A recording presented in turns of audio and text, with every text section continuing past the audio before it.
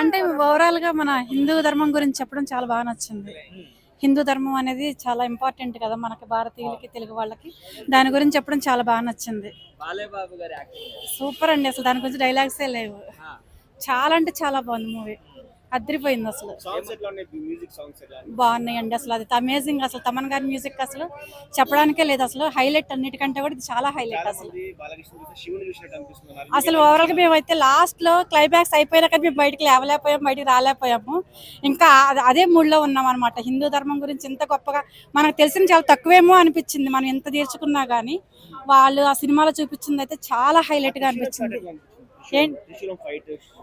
అసలు నేనైతే ఎన్ని వీడియోస్ తీసాను, ఇవన్నీ పట్టుకుంటారేమో కానీ చాలా వీడియోస్ తీసుకున్నాను బిట్లుగా. అసలు ఏది కూడా ఇక్కడ ఇది బాలేదు అనేది లేదు, అసలు నార్మల్ గా కూడా లేదు, అంత హైలైట్ అసలు. నేనైతే అందరికీ చెప్తాను, ఖచ్చితంగా చూడవలసిన సినిమా ఇది. మన భగవద్గీత గురించి ఎంత అద్భుతంగా మనం చెప్పాలి అంటే మన పిల్లల్ని కూర్చోబెట్టి మనం చెప్తే మనం వింటారో లేదో తెలియదు. ఈ సినిమాకి తీసుకొస్తే ఖచ్చితంగా వాళ్ళు భగవద్గీత నేర్చుకుంటారు. అది కొంచెం బాధాకరమైన విషయమే. ఆ ఇష్యూస్ గురించి మనం మాట్లాడలేం కానీ కొంచెం బాధాకరమైన విషయమే. కానీ ఇప్పుడైతే చాలా బాగుంది. హిందూ ధర్మం ప్లస్ అండి. మైనస్ గురించి మనం ఏం చెప్పలేము. కొంచెం లేట్ గా రిలీజ్ అవడం అయితే మైనస్. జై బాలయ్య అసలు దీంట్లో అతన్ని నేను కొత్తగా చూశాను, బాగుంది. అతని క్యారెక్టర్ చాలా నచ్చింది. బాలయ్య గారిని అదే చెప్పాను ఇందాక, అక్కడ బాలయ్య గారి ఫ్యాన్స్ బాలయ్య గారిని ఎలా అయితే చూడాలి అనుకుంటున్నారో అలా మనం అఖండ 2లో చూడొచ్చు. ఇది అఖండ తాండవం కాదు, బాలయ్య తాండవం అని నేను అనుకుంటున్నాను. హ్యాపీ, నాకైతే చాలా బాగా నచ్చింది. ప్రతి ఒక్కరు ఫ్యామిలీతో పాటు వచ్చి చూడాల్సింది. బాగుందండి, చాలా సూపర్. చెప్పాను కదా, డిఫరెంట్ గా ఉంది. ఇప్పుడు దాకా ఎక్కడ చూడలేదు కదా. సినిమా మొత్తం త్రిశూలంతోనే యుద్ధం చేశారు కదా సార్. నాకైతే ఓకే అండి, బాగా. నేను దేవుడితో పోల్చలేదులే గానీ ఓకే, బాలయ్య గారు ఆసం. అందరూ ఎంజాయ్ చేయొచ్చు, ప్రతి ఒక్కరు వచ్చి. సార్ అదైతే చెప్పే పని లేదండి, అవసరం ఉంది. ఇప్పుడు దాకా చూడాల ప్రతిదీ.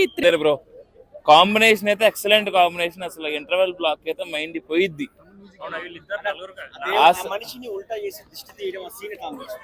అసలు ఆ సినిమాయే హైలైట్ భయ్యా. ఇది బాలకృష్ణ గారు, బోయపాటి గారు తప్పించి ఎవరు చేయలేరు.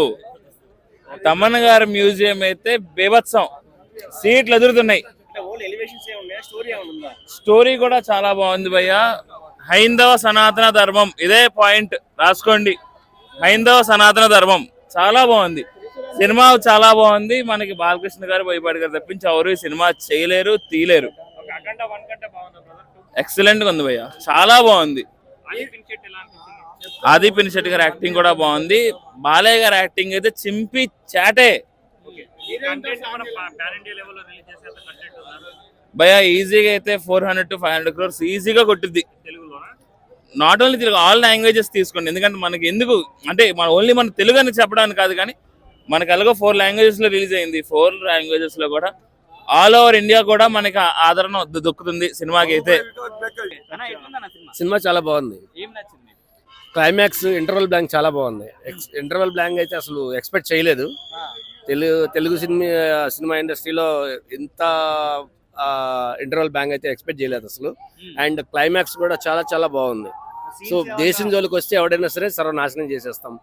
హైందవం, సనాతన ధర్మం దీని మీద. సో మన దేశం జోలికి వచ్చిన వాటికి తుపాకులు అవసరం లేదు, మన సనాతన ధర్మంతో చంపేస్తామని చెప్పి సినిమా ప్రూవ్ చేస్తారు అనమాట. చాలా చాలా బాగుంది. నరదిష్టి ఆ సీన్ ఇంటర్వెల్ బ్యాంక్ లో వస్తుంది. సో చాలా చాలా బాగుంది. అది ఇక గూస్ బంప్స్ అనమాట. థియేటర్ మొత్తం ఒకసారిగా లేచారు ఆ సీన్. సినిమా మొత్తం బ్యాక్గ్రౌండ్ మ్యూజిక్, వచ్చేదంతా బ్యాక్గ్రౌండ్ మ్యూజిక్. చాలా చాలా బాగుంది. డబుల్ యాక్షన్ యాజ్ యూజువల్ చిన్న బాలకృష్ణ కొంచెం తక్కువ ఉంది రోలు, కానీ ఇక పెద్ద బాలకృష్ణ ఎంటర్ అవడంతో ఇక మొత్తం అంతా లేచిపోద్ది. సాంగ్స్ మొత్తం ఇక బ్యాక్గ్రౌండ్ మ్యూజిక్ మొత్తం సాంగ్స్ తోనే నడుస్తూ ఉంటది. మొత్తం ఇక ఫైట్స్ అంతా బ్యాక్గ్రౌండ్ మ్యూజిక్ తోనే నడుస్తూ ఉంటుంది. థ్యాంక్స్ పూనకాలే. ఇక ఫ్యాన్స్ అయితే కదా తగ్గే పని లేదు. సెంటిమెంట్ కొంచెం తక్కువగానే ఉన్నా సరే ఉన్న కాసేపుని చాలా బాగా తీశాడు.